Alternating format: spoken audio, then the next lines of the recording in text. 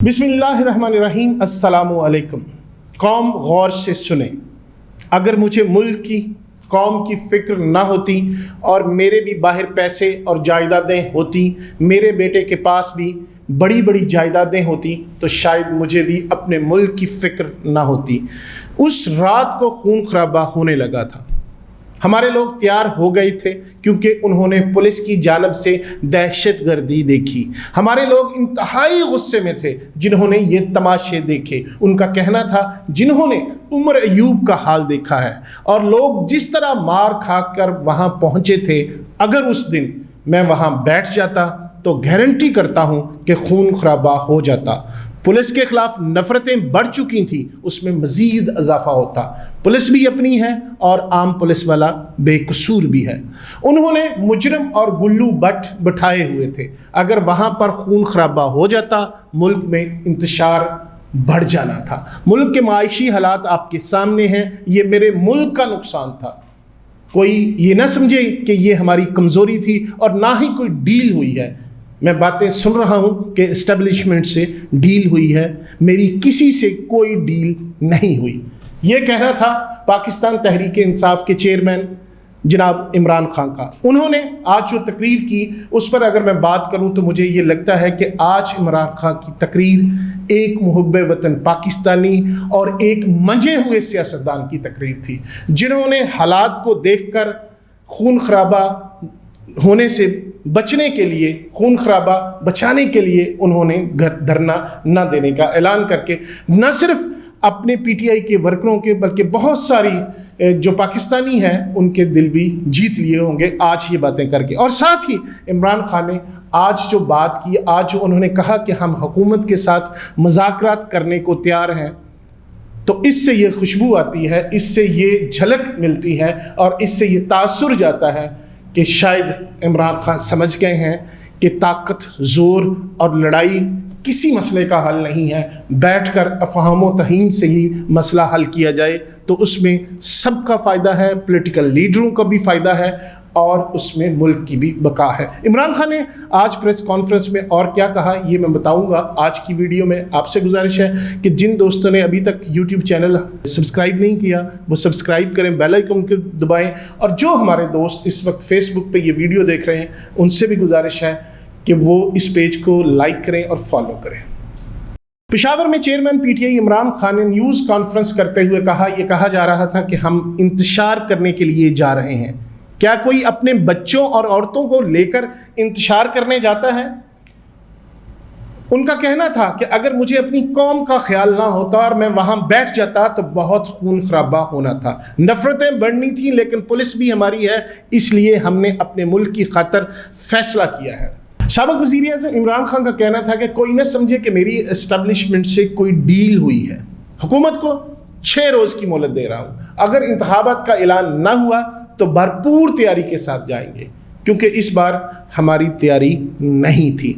इमरान खान ने एक और बड़ी खूबसूरत बात की अपनी तकरीर में। उनका कहना था कि अदारों और अवाम के दरमियान में फासले बढ़ेंगे। अगर हम वहाँ बैठ जाते तो फासले बढ़ जाने थे। ये हमारे मुल्क का नुकसान है और दुश्मन का फ़ायदा है। ये सिर्फ एक चीज़ थी जिसने मुझे वहाँ बैठने से रोका। वेल डन इमरान खान, आपकी इस बात ने आज दिल खुश कर दिया।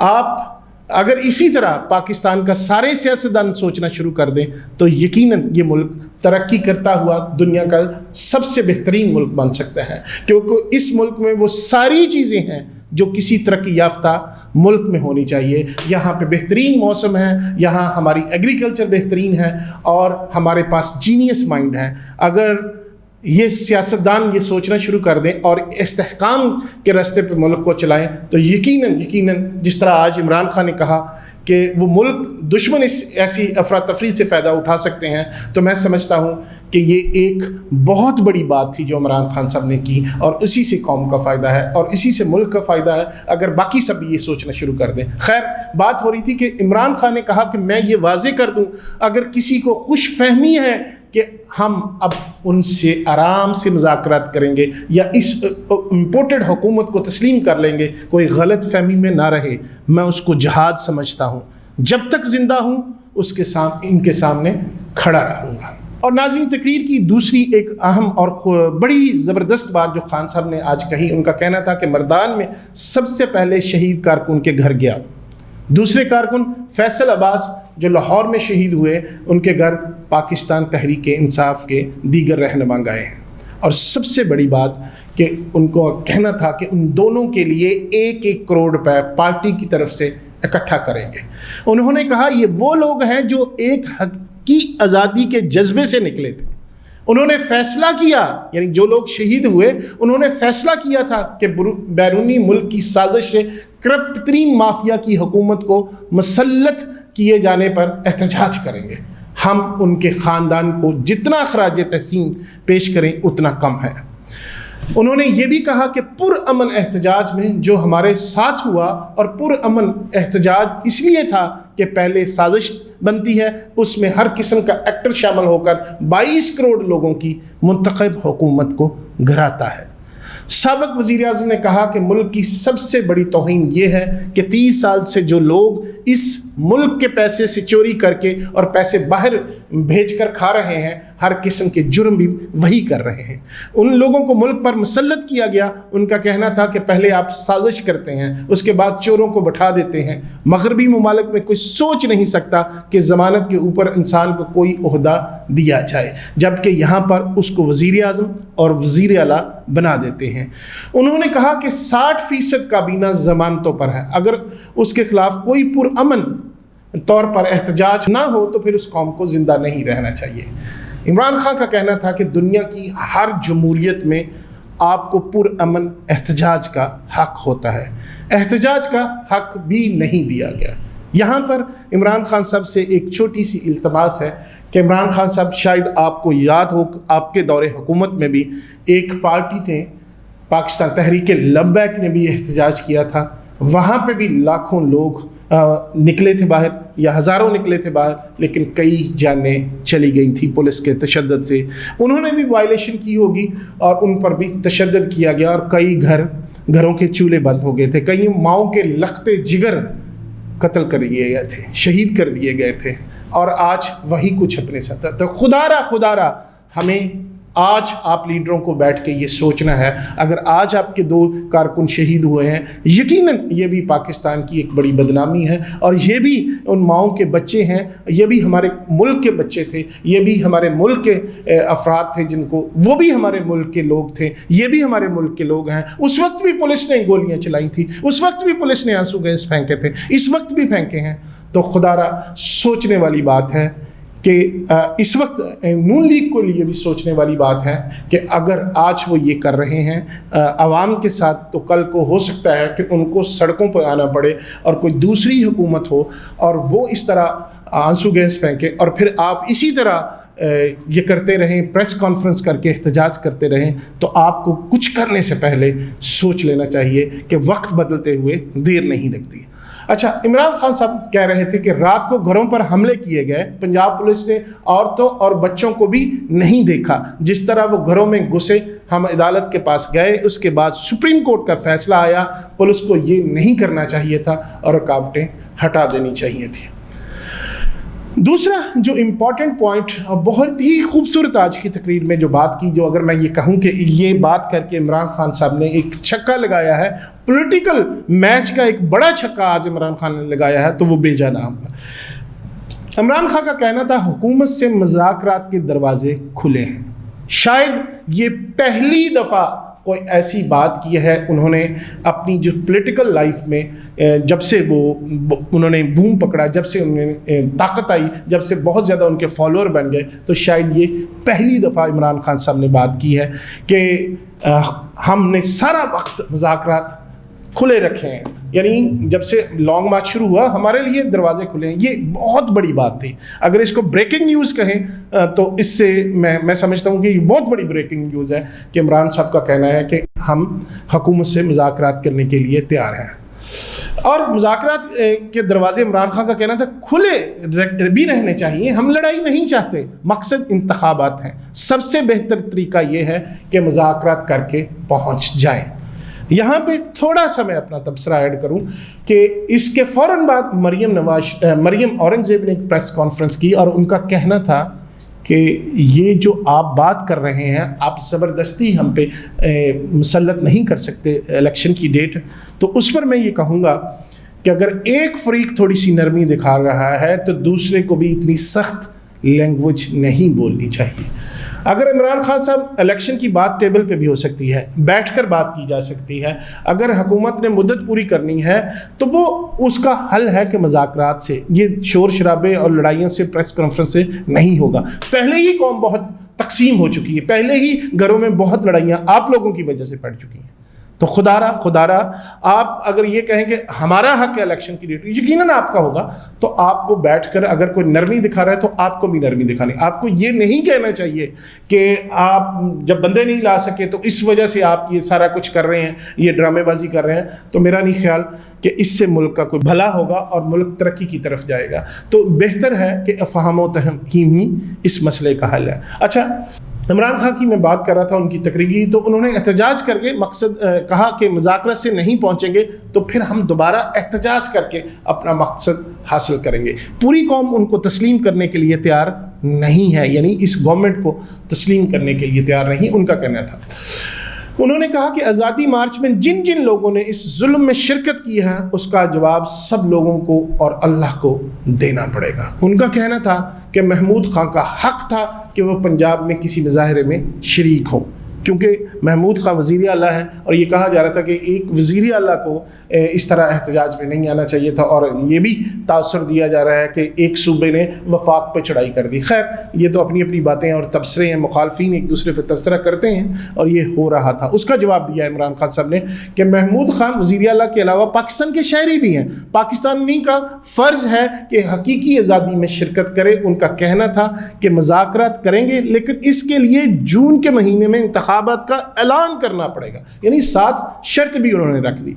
उन्होंने कहा कि बैरून मुल्क मकीम पाकिस्तानियों को वोट का हक दिलाने के लिए हम सुप्रीम कोर्ट भी जाएंगे। बहुत ज़बरदस्त बात, और इस पे भी इमरान खान को अप्रिशिएट करना चाहिए कि उन्होंने इस पे एहतजाज और इंतशार का रास्ता नहीं अपनाया। उन्होंने कहा कि हम कानून के पास जाएंगे, सुप्रीम कोर्ट के पास जाएंगे, फिर वो जो फैसला करेगी तो जो उन्होंने इसमें तरमीम की है उसका भी हल निकल आएगा और उसका भी नतीजा निकल आएगा। उनका कहना था कि ये पाकिस्तानियों के बुनियादी हकूक़ की खिलाफ वर्जी है। ये इसी तरह है कि ख़वातीन को वोट डालने पर पाबंदी लगवा दें। उनका कहना था कि हमने तमाम अपोजिशन को 1 साल पहले इलेक्ट्रॉनिक वोटिंग मशीन और बैरून मुल्क पाकिस्तानियों के वोट के लिए बार बार दावत दी, सब कुछ रिकॉर्ड का हिस्सा है। उन्होंने कहा जितनी भी धांधली पोलिंग ख़त्म और रिज़ल्ट के ऐलान के दरमियान होती थी, EVM मशीन सब मसला ख़त्म कर देता है। सिर्फ जाली वोट डालने वाले लोग उसकी मुखालफत कर रहे हैं। इंडिया में EVM पर इंतखाबात होता है तो पाकिस्तान में क्यों नहीं हो सकता? अब आ गई बात दूसरी। ये तो थी एक तकरीर मंजे हुए और बेहतरीन सियासतदान की और मुहब्ब वतन पाकिस्तानी की, एक अच्छे सियासतदान की। अब दूसरा असल इमरान खान, वो धमकी वाला इमरान खान फिर लौट के आता है अपनी तकरीर में, और इमरान खान साहब इसमें कहते हैं अगर 6 दिन में इंतखाबात का ऐलान न किया तो पूरी तैयारी के साथ निकलेंगे। इसके जवाब में मरियम औरंगज़ेब ने कहा कि अब आप निकलने के काबिल नहीं हैं। दोनों तरफ गलत है। उन्होंने कहा, इमरान खान ने कहा कि मुझे ज़ाती तौर पर किसी चीज़ की फ़िक्र है ना परवाह, मुझे सिर्फ अपने मुल्क की फ़िक्र है और अल्लाह उसकी हिफाजत करे। लिहाजा ये वाज़ेह कर दूँ कि 6 दिन दे रहा हूँ और इसके अंदर अगर उन्होंने वाज़ेह तौर पर असम्बलियाँ तहलील करके इंतखाबात की तारीख़ का ऐलान न किया तो मैं फिर से निकलूँगा। अब हम पूरी तैयारी के साथ निकलेंगे क्योंकि जिस तरह पुलिस का हमला हुआ इसके लिए भी कोई तैयार नहीं था। अब यहाँ 6 दिन फिर कौम इस तराब में रहेगी कि 6 दिन क्या होगा, 6 दिन फिर परेशानी, 6 दिन फिर वही टेंशन कि पता नहीं क्या होने जा रहा है, 6 दिन बाद क्या होगा। कारोबार ज़िंदगी रुक जाता है, लोग कहीं इन्वेस्टमेंट नहीं करते कि पता नहीं आगे हालात क्या होने। तो खान साहब इसका भी सोचना था, तारीख़ अगर नहीं होता तो फिर क्या होगा। खैर, बात तकरीर की हो रही है, उस पर चलते हैं। चेयरमैन तहरीक इंसाफ ने कहा कि हम उनसे श्रीनगर हाईवे की इजाज़त मांग रहे थे, हमें इजाज़त नहीं मिली थी। हमने आज़ादी मार्च में लोगों को किसी जगह तो बताना था ना कि वहाँ पहुँचे, तो डी चौक में बारे में बता दिया। उनका कहना था कि इंटरनेट की रफ्तार कम कर दी गई थी, मीडिया पर दबाव डाला हुआ था, किसी को पता ही नहीं चल रहा था कि क्या हो रहा है। एक तो हम देर से पहुँचे क्योंकि उन्होंने 3 जगह पर हमारी रस्तों में रुकावटें खड़ी कर दी थी। उन्होंने कहा इस्लामाबाद के शहरी निकल आए थे, सारी फैमिलीज़ बार बार निकल रही थी, उनके ऊपर उन्होंने शदीद शैलिंग की, तशद्दुद किया, आंसू गैस का इस्तेमाल किया, जिसके बायस जितने लोग ज़ख्मी हुए जो हस्पतालों में गए, आंसू गैस के बावजूद भी लोग वहाँ से हॉस्पिटल से वापस आ गए। इमरान खान ने कहा कि मैंने चीफ जस्टिस ऑफ पाकिस्तान को ख़त लिखा है जिसमें इनसे सारे सवालात किए हैं कि क्या एक जमहूरियत में हमारे पास एहतजाज करने का हक है या नहीं है। ये एक शहरी का बुनियादी हक है। ये लोग जो असम्बलियों में जो कुछ करवा रहे हैं ये गैर आइनी है। बैरून मुल्क पाकिस्तानियों से वोट का हक छीन लें सिर्फ इसलिए कि आपको डर है कि आप इंतखाबात हार ना जाएं। ये थे, उसके बाद अलावा भी बहुत सी बातें की थी ये, लेकिन उनके कुछ अहम पॉइंट थे जो मैंने आपके सामने रखे। तो अब सवाल जो सब पैदा होता है कि 6 दिन के बाद क्या होगा। क्या इमरान खान फिर बाहर निकलेंगे, फिर लोगों को इकट्ठा कर पाएंगे? क्या इस मार्च के बाद जो उन्होंने आज जो बातें की कि ये मेरे मुल्क का मामला है, खून खराबा होना था, तो सवाल यहाँ पे ये पैदा होता है कि क्या आप जब 6 दिन के बाद निकलेंगे तो वो क्या उस वक्त ये खून खराबे का खदशा नहीं होगा? क्या उस वक्त हमारे मुल्क का मामला नहीं होगा? क्या उस वक्त पाकिस्तानियों का मामला नहीं होगा? क्या उस वक्त हमारी जग हसाई नहीं होगी? क्या उस वक्त लोग परेशान नहीं होंगे? क्या उस वक्त जब रुकावटें खड़ी की जाएंगी तो शहरियों को जो मुश्किलात पेश आएंगी उसका आपको अदराक है? क्या जब उस वक्त 6 दिनों के बाद आप किसी धरने का, एहतजाज का, मार्च का ऐलान करेंगे तो उस वक्त लोगों की अमलाक को नुकसान नहीं पहुँचेगा, कारोबारी ज़िंदगी बंद नहीं होगा? क्या उस वक्त आप इंतखाब की तारीख ले पाएंगे? क्या उस वक्त आप असम्बलियाँ तहलील करवा लेंगे? ये मेरा इमरान खान साहब आपसे आज का सवाल भी है।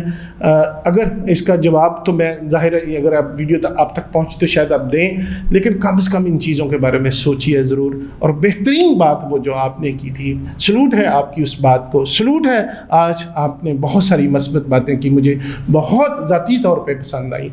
तो आप कोशिश करें, दोनों पार्टियाँ बैठ कर, इल्तिजा है कि इस मुल्क का, इस पाकिस्तान का और इस अवाम का भला सोचें। Thank you very much.